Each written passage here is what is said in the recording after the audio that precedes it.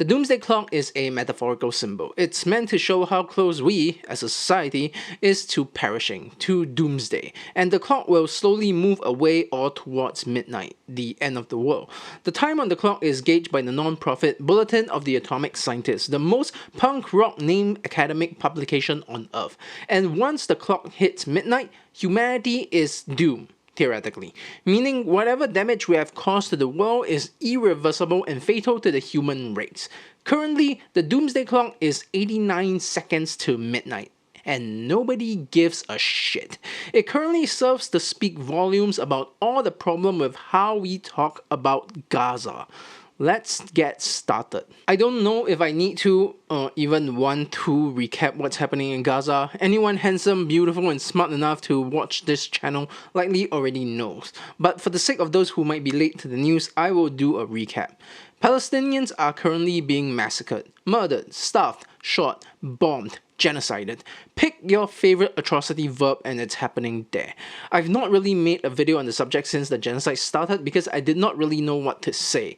I don't know what else I could say aside from genocide bad that would add anything to the conversation, that could provide new help. At least until now. But before we begin, I expect some people to come into my comment section to defend Israel. To them I say, you're wrong, you just are. I don't even have to check. I'm not even going to reply to you. I don't care if you think I've fallen for terrorist propaganda, as if starving children is running an international propaganda mill, because even if I did, if the propaganda is anti-genocide, I will drink that Kool-Aid. My position is stop killing people, and if you're arguing against that, you're a monster. And I know what you're thinking. Hamas wants to kill Israelis. 1, 2. Future tense. Genociding. Present tense. We solve the actual murders happening now, then we maybe solve your hypothetical make-believe future that may not happen. What about the history of the conflict in the Gaza Strip? History. Past tense. Genociding. Present tense. Aren't you being a little mean? Genociding. Bite me. But I'm too far away to investigate anything about the region, and I'm too unread about the history there to teach you anything new. However, I really wanted to talk about this subject from a moral and philosophical standpoint, in a way that I can add to it at least, in a way that I can help. And that's where the Doomsday Clock comes in. When the Doomsday Clock was first introduced, it garnered widespread attention. Smacked at the beginning of the Cold War and the beginning of the nuclear age, it was meant to showcase the urgency of threats to humanity. And being started so close to midnight, just a few minutes, a time frame humans can comprehend as fast, we were meant to feel the end was imminent and we needed to do something about it ASAP. It was a fantastic idea and it worked really well for its time. But there's just one problem with that. We are humans. Have you ever felt like time moves slower when you were younger, and as you age, time seems to pass by quicker? That's because the speed of time isn't fixed, it is referential. Time is as fast as you have time to compare it to. If you are 10 years old, 1 year is 1/10 of the time you've existed, meaning that your speed of time is 10 times the speed of your reference point. But if you are, let's say, 100 years old, 1 year is 100 times the speed to your reference point. So even though you are measuring the same amount of time, your reference for the amount of time you have gets faster the older you get. This is a disgustingly oversimplified metaphor for the psychology of how this works, and the numbers are wildly skewed, but it gives you an idea of the logic behind it. You literally perceive time faster the older you get. The first time the Doomsday Clock was moved was 2 years after its debut, and it moved 4 minutes. It moved 4 minutes to a reference point of 2 years, in contrast to where it is now in 2025, where it has moved 5 minutes and 31 seconds from its initial 7 minutes to a reference point of time of 78 years. 4 minutes in 2 years meant we only have less than 2 years to fix our shit, but 5.5 minutes in 78 years means we still have over 20 years to fix things. So even though the level of crisis is the same, actually much higher, we don't feel it. The Doomsday Clock was created in 1947. The people who were adults at that time would be pushing 100 years old today. Most of them are already dead, meaning that the majority of people who even understood that feeling of tense survival are already gone. There's no way to replicate the same initial shock caused by the clock all those decades ago. Your perception of time is also built on memory anchors. You remember things by how far apart it was from the last big thing you remember. The more major events happen, the more information your brain processes, then the slower things get. Childhood seems long because it's a bunch of major events in succession. Your first day of school, your first friend, your first sleepover, and, if you're not me, your first kiss. It's kind of like checkpoints for your life. Your memory of your wedding and your first child serves as a bridge in the time in your head, even if they are years apart. The phrase, "it seems like only yesterday," comes to mind. As you get older and you start falling into the repetitive hellscape of capitalism, clocking in, clocking out, living your day by day, these memory anchors get fewer and farther between, speeding up your perception of time. Day in, day out. Day in, day out. Day in, day out. Does that remind you of anything? That's right, that's how the news used to be. And if that doesn't remind you of that, how does it feel to be young? Can I have some of your blood? That's what rich people do to live longer, right? Drink the blood of the young. Can I have some, please? I'm so tired. But news in recent years haven't been like this, especially in 2025. I'm sure my friends in the US have already realized it's only been 9 months.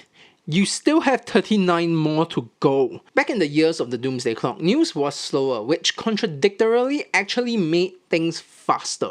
Every time news happened, it was a major memory anchor, spread out over the years. Major events happen rarely, and in times of peace, that gap shrinks. But nowadays, every day is breaking news. Every day the world changes in unimaginable ways, with new unimaginable horrors. Every day we get a new memory anchor.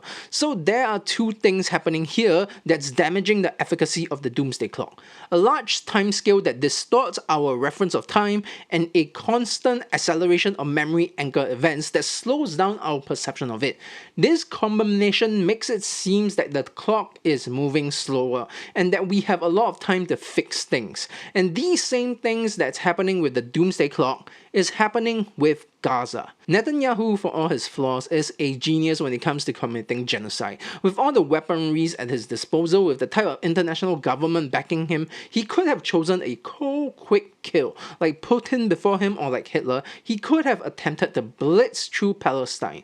But he didn't, because conquest wasn't on his mind. He wanted genocide. So he drip-fed us a number of deaths smaller than full-scale war, but large enough to count. A constant sense of dread, but never an immediate danger. Small enough to not be the big story, but summed up to be a big story.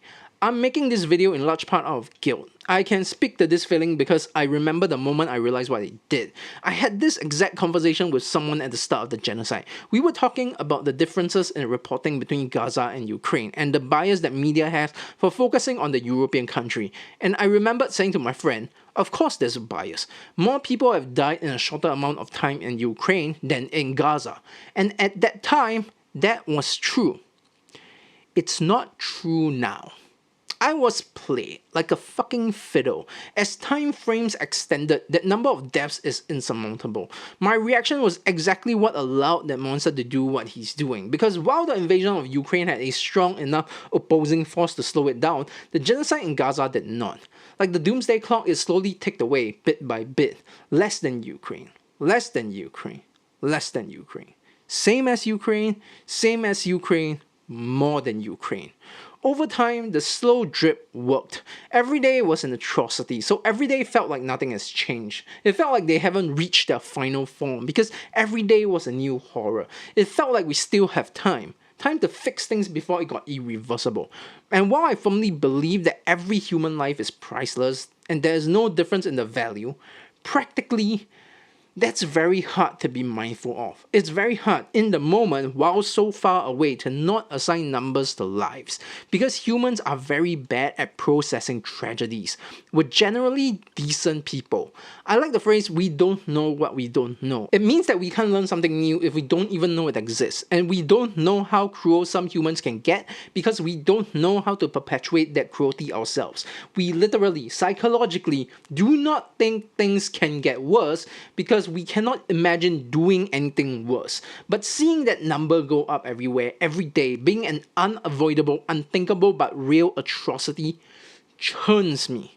Because despite all this, we still have to talk about Ukraine. But not in the way you think. We still have to talk about Ukraine in the same way I still have to make videos about scammers. We still have to talk about US America's slip into fascism, about the dissolution of Hong Kong, of the theft of open source by tech capitalists, of J.K. Rowling and abuse, and time zones and death penalties. We need to talk about all these terrible things while also talking about Gaza. Because I can't cover Gaza. I'm not qualified. I can only watch, and while doing so, plead for the killings to stop, and use what time I have left to talk about other people in need, hoping that I'm not stealing coverage from someone else that needs it, while praying that people will still see the things I'm talking about as well. Because like I said, human lives are all valuable. Suffering is equal, wherever and however you are feeling it. To a single person suffering within the masses of pain in a war zone, that singular suffering is the same as the suffering of an individual trapped in a cult. Even if it doesn't seem like it. Because like time, pain is referential. And in the same way we can't imagine greater acts of evil, we can't imagine greater experiences of suffering because we don't know what we don't know. Your feeling of suffering at any one time is suffering. Period. That's why for the concept of good to succeed, we need to tackle all of it. All the evil at the same time, everywhere. Being good must be an active choice because every second we let one of these bad things slide, their reference of time becomes bigger and turns into a boiling frog that we feel we have the time to save. Even as people are being cooked alive, they become another doomsday clock. They become another Gaza. We let Israel-Palestine sit for over 100 years, forget about it, and I'm shocked when it became a genocide. And by the time we're willing to try, it's already too late. Another reason I'm making this video is because recently someone I knew started defending Netanyahu, and the community we shared, just let them. They were advocating for genocide right out there in the open, until I saw it, stepped in, and stopped it. I won't be there all the time. People like me won't be there all the time. Activism only works in numbers because nobody can do everything. While I'm trying to bring attention to all the problems that I am equipped for, I rely on others to do the activism I can't. The more people working on problems, the more problems we can cover. It's a simple logistical deficiency. We lack manpower to do good because we need many good to stop some evil. Society only works if most people do the right thing most of the time, and the thing we can do will differ from person to person, to the point where some can feel like their help is not actually helping, and thus feel like they aren't needed. But help, like time, is referential. I don't expect a paraplegic to march in a protest. I don't want an introvert to go on live television. If you have the strength and will to deliver food, you're not as effective sitting at a desk crunching data. You can leave that to people like me who have skill sets in media communication that others don't. If you have the ability to organize or get in touch with lawmakers, that's your battleground now. You need to fight your fight the way you can. Every bit will help. And hopefully my videos built up from the research of so many before me proves that. I didn't make this video alone, at least metaphorically. It's standing on the shoulders of giants who did their own research before me, and in the future, someone will hopefully pick up what I've done and run with it. And apathy has set in over society. 78 years have passed since the Doomsday Clock, 45 years since the 24 hours news cycle began, and 30 years since the internet went mainstream. Accurately understanding the speed of time is a mindful, active job. You need to remember that things are going faster than they are, that we have less time than it seems. Look at any argument against climate change and this is the exact mindset. The world is moving faster than we think because our frame of references got too big, and memory anchors are being shoved down our throats by media outlets, right next to advertisements every time we watch any piece of media. And people just let evil exist because we expect someone else to come by to solve it later. Because to their frame of reference, what's waiting for a year in the face of a problem decades in the making? What's one more murder when every day the news talks about another 10? But the tragedies are happening now. And even if you feel that time is fast for you, someone else will be going through it excruciatingly slowly. The young ones, the children, the people we've sworn to protect as a society, who are experiencing their memory anchors as suffering pulse high. So we have to act now, because they only have now. The Doomsday Clock, like all measurement of experience, is referential. It's not decided by some random person or organization, no matter how cool their names may be. It's decided by the person experiencing time. The truth is, we've reached midnight years ago. Billions of times over millions of years, thousands of people over days in Gaza, and we have to call it out. We have to do what we can, our part, because in reality, for any individual, that clock will never reach midnight, because by the time it does, you'll be dead. It's very hot right now. I'm sweating like pig, and not just because I am a pig. Thanks for watching, and a special thanks to all my Patreons. A special shout out to my VIP Patreon, BBQ. I don't know how to do an outro for this video. It seems too serious for any kind of jokey stuff. So instead, I'll just leave you with these. I have a bunch of links here, and they'll be in the description. They are to aid organizations doing work in Gaza. If you feel like you are financially capable of giving them some money to help out, please do so if you can. Aside from that, I really don't know what to say. Gaza is dying, and not having the ability to stop it is frustrating. Yeah, this outro is a fucking bummer, man. Let's end this before it gets even worse. Thanks for watching. I'll see you next time. Bye.